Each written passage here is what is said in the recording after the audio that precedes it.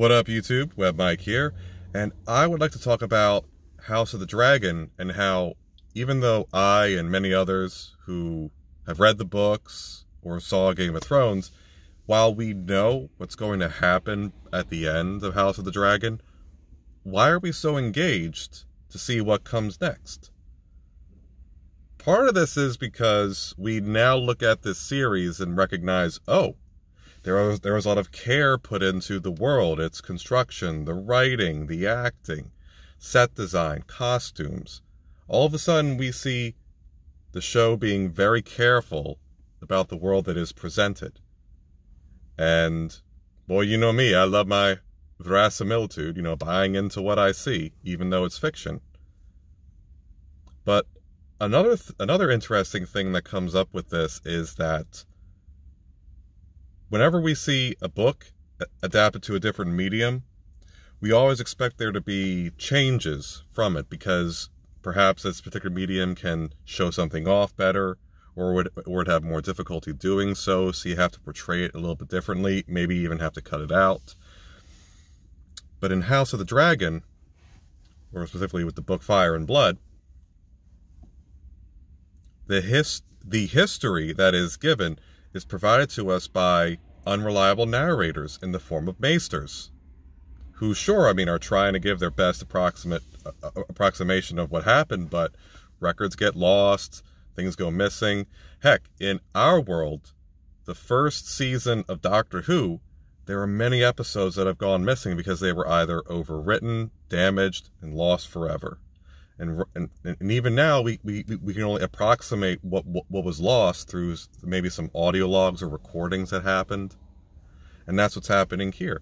And this is quite interesting because there is an in-universe reason for why you can watch the show and or read the book. Because you're not going to lose anything if you go into one or the other, or preferably both. Because you're going to get a sense of the world no matter what. Now think about that. You get to have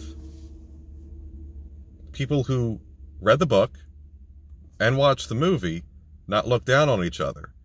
Like the people who watch the show look at the people who read the book and go, man, how do you imagine all this? How do you keep track of all this? Or, the book people look into the show people and go, and man, don't you have the patience or the time to look through all this? No, you can come together. Another cool thing about this is the acting. Rhys Ifans as Otto Hightower. What an amazing choice he was. I don't know where they found that Welshman, but I'm glad he found his way here, because you look in episode 2, where there's this talk about Viserys having to marry again while he's still technically mourning the loss of his wife. And the council turns to Otto for what he should do or how he should advise the king. And we know, ethically, he should go with the Valyrian girl because that is technically the better king choice.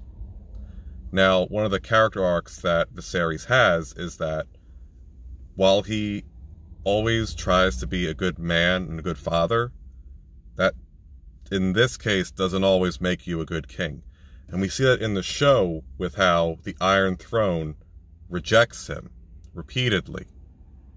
You look at the injuries he has and how they keep getting worse and worse as the series goes along.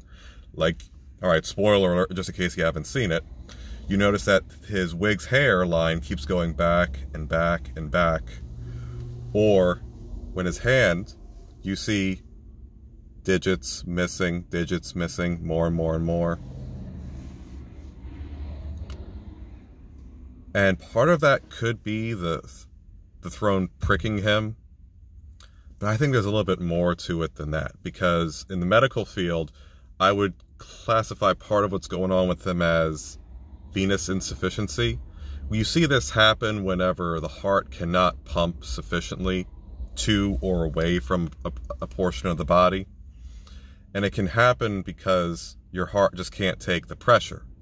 Much like how Viserys can't take the pressure of the throne. He's not able to relax enough to allow his body to heal, to recover. And that's what we see happen with the show. And even that is also analogous to the health of the kingdom. You know, the whole of it is still together, but there are parts that are just falling off and not succeeding. And it's heartbreaking because Viserys really just wants to be a good steward of the peace that his predecessor, Jaehaerys, brought. And how compelling is that? How aspirational is that? Paddy Considine, again, this is the guy who played King Viserys. Awesome, amazing. You can see heartbreak in him, duty. Wait a minute. Sorry. Back to Otto Hightower. When you look at his, when he needs to give his opinion to Viserys on whether or not to marry, he can't say he should marry the Valyrian girl because he's been trying to coax his own daughter into being seen as a suitable replacement for wife of the king. And this was done with her looking after some of his models, repairing one. You know, guys, don't we all of us have our hobbies. Some of us like miniatures. I can relate to that with him.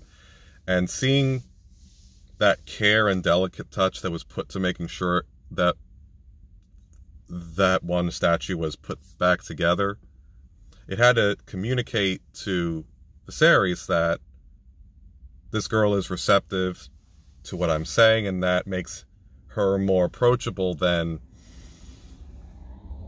someone who's even younger. And while, again, it's the better choice, it's not the one he wants to make. So what does Otto say? He says, "Having lost my own wife, I don't envy your position, King." Expert dialogue right there.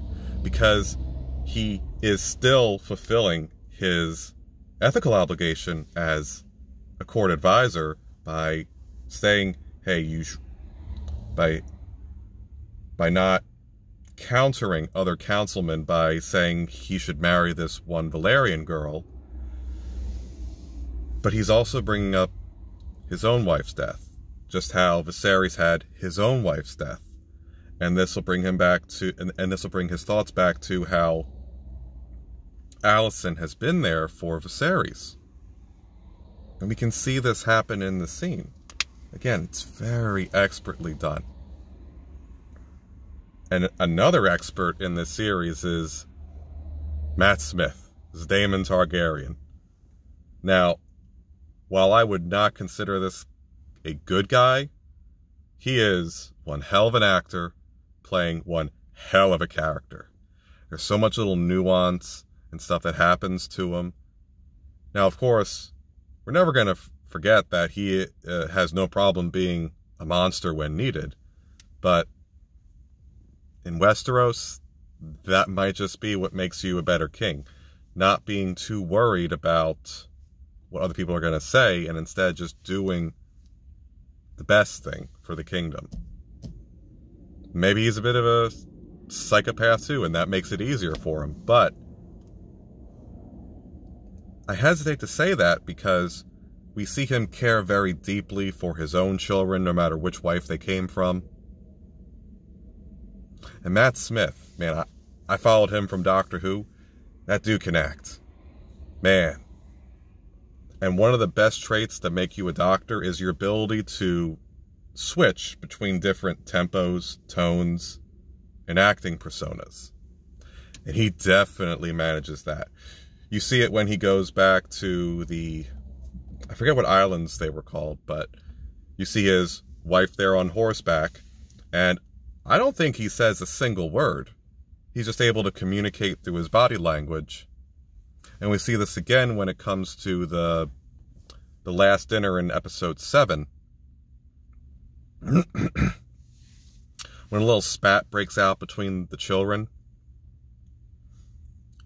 Matt Damon Targaryen.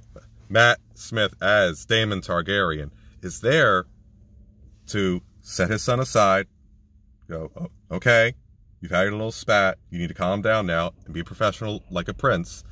And then he turns to Aemon and goes, okay, are we gonna continue this forward? And of course, it doesn't. It's allowed to de-escalate. Damage has been done, but it does de-escalate. And that's because the adults in the room are able to set aside certain feuds. But the children who grew up with these feuds, they can't let it go. They're not mature enough to get to that point yet.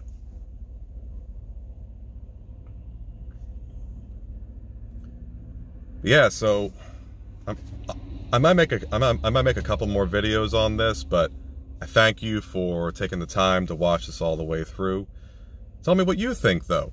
Is there anything I missed? Things I should expand upon?